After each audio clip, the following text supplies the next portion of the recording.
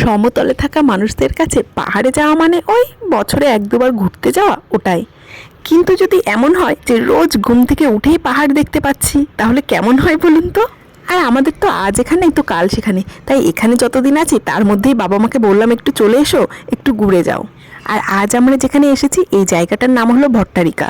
একপাশে বইছে মহানদী আর একপাশে পাহাড়, আর মাঝে মায়ের মন্দির। এখানে দুপুরে প্রসাদের ব্যবস্থা আছে, কিন্তু আমরা তো দুপুরে বাড়ি থেকে খেয়েই বেরিয়েছিলাম।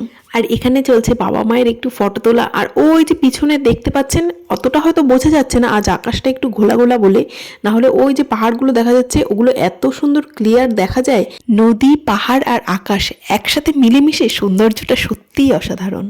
আর এবার হলো সেই আকর্ষণীয় সময়, মানে পাহাড়ের উপরে উঠে সবটা দেখব। মা তো যেতে পারবে না, মায়ের পায়ের ব্যথা, মা যেতে পারবে না, বাবা যাবে। বর্ষার জলে পুষ্ট বলে এখন তো নদীতে জল শুকিয়ে গেছে, ওই জন্য বালির চরগুলো দেখা যাচ্ছে। আর এ সৌন্দর্য তো ভাষায় প্রকাশ করার মতো না, এর জন্য আপনাকে একবার অন্তত পাহাড়ে যেতেই হবে। আর মা যেহেতু নিচে অপেক্ষা করছে, তাই আর বেশিক্ষণ দাঁড়াবো না, চলুন আমরা এবার নিচে যাই।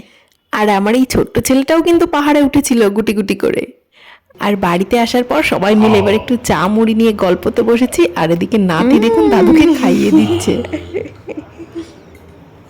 বাবা, দাদুকে দাও। পড়ে গেল, সব পড়ে গেল। দাও দাদুকে দাও।